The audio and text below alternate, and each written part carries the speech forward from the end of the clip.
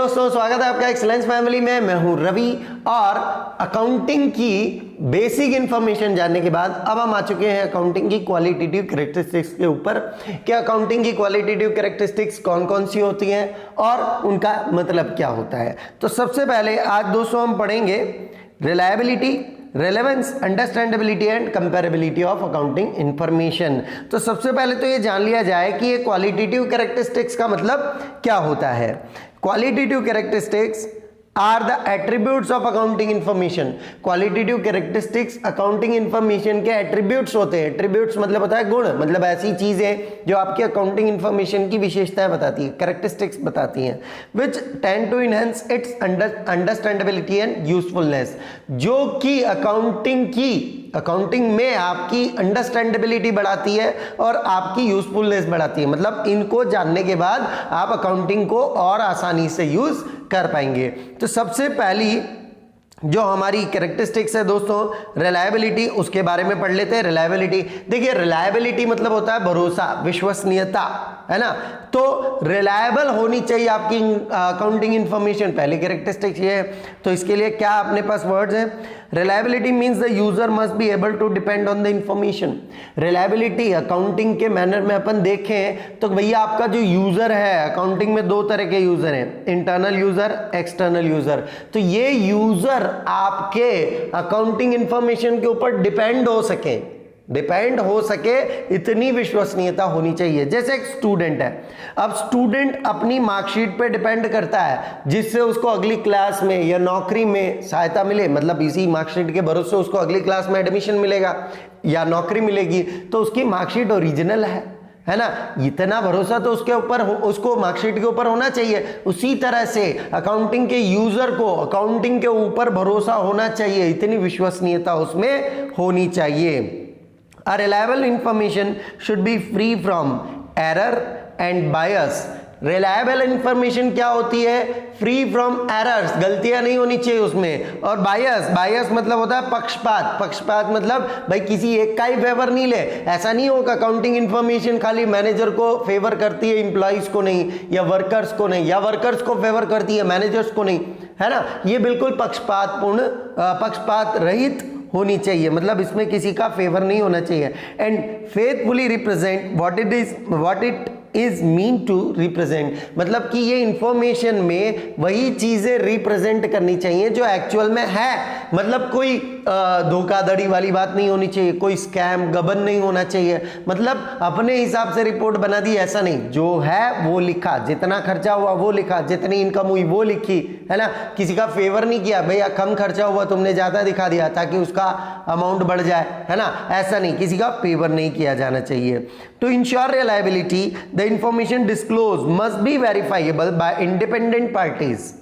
Use the same method of measuring, मतलब कि reliability है कि नहीं है, इसको मेजर करने के लिए इस रिपोर्ट को अगर हम डिफरेंट पार्टी से चेक करवाएं और सेम मेथड यूज करके, तो भी ये इंफॉर्मेशन ऐसी की ऐसी, मतलब कि सब में एक ही रिजल्ट होना चाहिए। सारे जो आपके पार्टीज होंगी, डिफरेंट पार्टीज जो इसको वेरीफाई करेंगे, सबके पास एक ही रिजल्ट मिले, है ना। तो ये है रिलायबिलिटी दोस्तों। अगली कैरेक्टरिस्टिक्स पे चलते हैं, रिलेवेंस। रिलेवेंस मतलब होता है रिलेटिविटी। तो to be relevant information must be available in time. Relevant मतलब संबंधित होना चाहिए, और संबंधित होने के लिए रिपोर्ट को टाइम पे आना जरूरी है। जैसे ये एक स्टूडेंट है ना, अब मार्च में इसकी एग्जाम हुई और रिजल्ट आता है दिसंबर में, तो इस मार्कशीट का करेगा क्या है, अगली क्लास में एडमिशन कब लेगा, इसके अलावा इसके भरोसे अगर जॉब लगनी है तो कब दिखाएगा, है ना। तो ये मार्कशीट रिलेवेंट टाइम पर आनी चाहिए, रिलेवेंट होनी चाहिए उसी टाइम पीरियड से, इसका मतलब टाइम पे आनी चाहिए। इसी तरह से अकाउंटिंग इंफॉर्मेशन भी, जैसे आपका 31 मार्च को साल खत्म होता है, तो 31 मार्च को साल खत्म हुआ तो इसी टाइम आपकी रिपोर्ट आपको मिल जानी चाहिए। 2-4 महीने लग गए तो भैया क्या गलतियां हुई है बिजनेस में हमसे जिससे लॉस हुआ या प्रॉफिट कम हुआ, उनको सुधारेंगे कब, मौका कब मिलेगा। इसलिए टाइम पे रिपोर्ट आनी चाहिए। Must help in prediction and feedback, अगर टाइम पे रिपोर्ट आएगी तो ये प्रेडिक्शन में, प्रेडिक्शन मतलब आगे की सोचना, फॉरकास्टिंग है ना, भविष्य के लिए सोचना। और फीडबैक, देखो अगर आपकी रिपोर्ट टाइम पे आएगी तो इस रिपोर्ट के मुताबिक आप आगे का सोच सकते हो कि यार भैया इस टाइम पे हमें 10% प्रॉफिट हुआ, इतना इतना खर्चा करने पर हम अगर खर्चों में थोड़ा सा रिडक्शन कर ले, खर्चे थोड़े से कंट्रोल कर ले तो हम प्रॉफिट को बढ़ा सकते हैं। ये प्रेडिक्शन कब करोगे? जब आपके पास रिपोर्ट आएगी। दूसरी बात, आप अपने एम्प्लॉय से या अपने मैनेजर से फीडबैक लेना चाहोगे तो फीडबैक किस पे लोगे? जब आपके पास मार्कशीट होगी, marksheet in the sense accounting report, तब तो फीडबैक आप ले पाओगे। तो टाइम पे रिपोर्ट आनी चाहिए, रिलेवेंसी कहती है। And must influence the decision of users, ये रिलेवेंसी होती है ना, तो यूजर्स के डिसीजन को इन्फ्लुएंस्ड करती है, मतलब अफेक्ट करती है। इसी रिलेटिविटी की वजह से तो वो अपने डिसीजन लेते हैं। कैसे?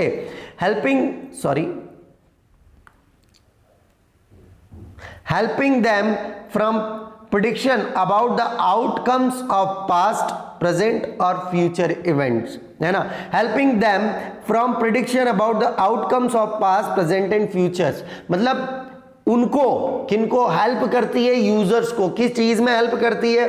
पास्ट, प्रेजेंट और फ्यूचर में जो भी घटनाएं घटी हैं उसके आधार पर प्रेडिक्शन करना।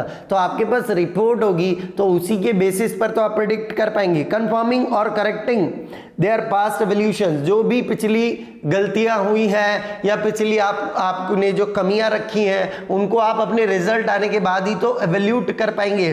तो रिपोर्ट टाइम पर आनी चाहिए, दैट इज रिलेवेंस। इसके आगे बढ़ते हैं दोस्तों। अंडरस्टैंडेबिलिटी, अंडरस्टैंडेबिलिटी मतलब आप समझते ही हो, समझ होता है इसका मतलब।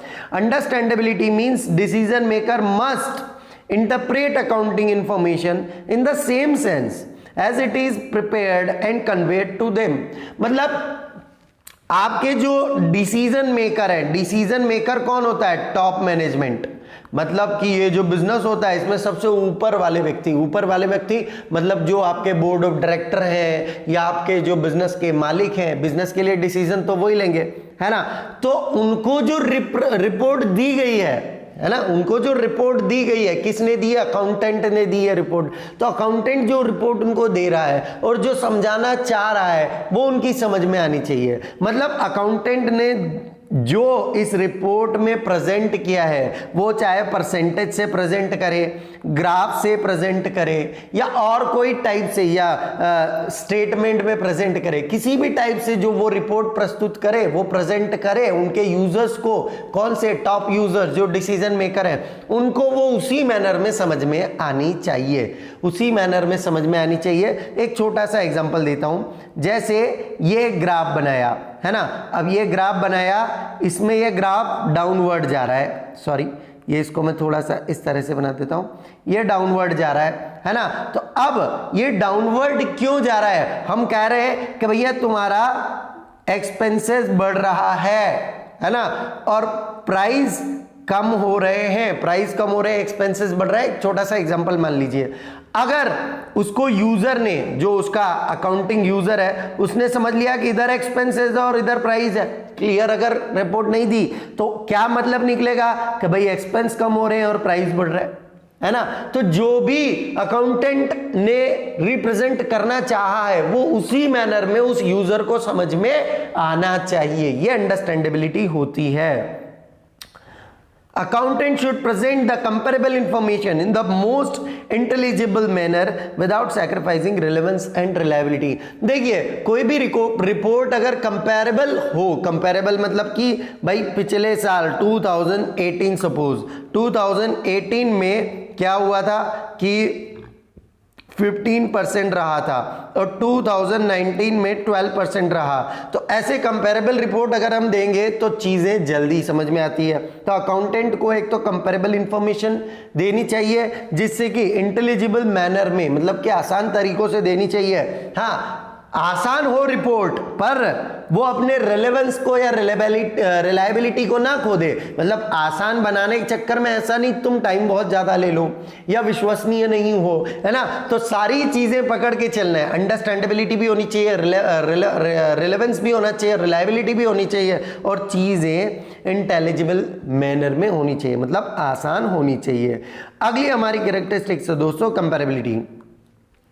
It is important that the user of the general purpose financial reports are able to compare various aspects of an entity over different time period and with other entities। मतलब ये जरूरी है कि जो भी बिजनेस की अकाउंटिंग रिपोर्ट के user हैं, कौन कौन यूज करता है बिजनेस की अकाउंटिंग रिपोर्ट को? आपके जो ऑनर हैं वो यूज करते हैं, मैनेजमेंट यूज करता है, इसके अलावा इंप्लॉय, ये सब इंटरनल हो गए। इसके अलावा क्रेडिटर को रिपोर्ट चाहिए, डेटर को रिपोर्ट चाहिए, गवर्नमेंट को रिपोर्ट चाहिए। तो जो भी आपके यूजर हैं अकाउंटिंग रिपोर्ट के, उनको कंपेयर मतलब कि इस तरह से फाइनेंशियल रिपोर्ट प्रेजेंट करनी चाहिए जिससे वो रिपोर्ट में जो आपने चीजें दी, उनको आंकड़े दिए हैं, उनको डिफरेंट तरीके से कंपेयर कर सके। इसको एक छोटे से एग्जांपल से लेता हूं मैं दोस्तों। जैसे ये ABC लिमिटेड है और एक ये है XYZ लिमिटेड। अब ABC लिमिटेड ने क्या किया, ये कंपनी है, ये भी एक कंपनी है। 2017 2018 2017 में तो इन्होंने ग्रेड में प्रॉफिट लॉस बताया कि हमारा प्रॉफिट हुआ A+, और 18 में बताया कि 12% हुआ प्रॉफिट। मतलब 17 में बता दिया ग्रेड में और 18 में क्या बता दिया, परसेंटेज में, है ना। तो ये इंट्रा कंपैरिजन नहीं कर पाएंगे, कंपैरिजन नहीं हो पाएगा। 17 का 18 से कंपैरिजन कैसे करोगे आप? यूनिटी सेम नहीं है ना। तो ये कंपैरेबल होनी चाहिए। इसलिए जरूरी है कि अगर आपने ग्रेड में बताया 17 में, तो यहां पर भी ग्रेड में होना चाहिए, या फिर यहां परसेंटेज में है तो यहां पर भी सपोज 10% है तो यहां पर भी परसेंटेज में होना चाहिए, जिससे आप अपनी रिपोर्ट को आराम से कंपेयर कर सके। साथ ही ये देखिए, इन भाई साहब का 2017 का और 2018 का परसेंट में, जैसे इनका प्रॉफिट था 20% और 25%, ये आराम से कंपेयर कर पाएंगे, है ना। अगर इस बिजनेस का रिपोर्ट ग्रेड में है 2017 का और आप XYZ से कंपेयर करोगे इस बिजनेस को, तो नहीं कर पाओगे, क्योंकि यहां ग्रेड में है और यहां पर परसेंटेज में है। तो कहना यह है कि to be comparable accounting reports must belong to a common period, है ना, and use common unit of measurement and format of reporting. मतलब कि कंपेयर होने के लिए अब इसके 2017 का अगर आप कंपैरिजन कर रहे हो तो इसका भी 2017 लेना पड़ेगा, और इसका 18 ले रहे हो तो इसका भी 18। ऐसा नहीं कि इसका तो आप 2017 ले रहे हो और इसका 18 ले लो, तो सेम पीरियड में कंपेयर करना पड़ेगा आपको। नंबर 2, इनके कंपैरिजन की जो यूनिट है वो भी सेम होनी चाहिए। मतलब ये अगर ग्रेड में बता रहा है तो इसको भी ग्रेड में बताना है, ये परसेंटेज में बता रहे हैं तो ये भी परसेंटेज में बताना चाहिए। तो different time period and with other entities, तो अलग अलग टाइम का कंपैरिजन आप कर पाओ और अलग अलग एंटिटीज के साथ कर पाओ। नंबर 1 बात तो ये। और कंपेयर होने के लिए क्या होना चाहिए, टाइम पीरियड सेम होना चाहिए और यूनिट ऑफ मेजरमेंट भी सेम होना चाहिए, ये कंपैरेबिलिटी कहती है। तो इस तरह से हम अकाउंटिंग रिपोर्ट्स को बहुत आसान और समझने लायक बना सकते हैं, इन कैरेक्टरिस्टिक्स का अगर नॉलेज हो तो ये दोस्तों हमने चारों कैरेक्टरिस्टिक्स पढ़ी, है ना, रिलेवेंसी, रिलायबिलिटी, अंडरस्टैंडेबिलिटी एंड कंपैरेबिलिटी। तो उम्मीद करता हूं कि ये वीडियो आपको पसंद आया होगा। तो प्लीज इस वीडियो को लाइक कीजिए, शेयर कीजिए और सब्सक्राइब कीजिए हमारा चैनल। बहुत बहुत धन्यवाद।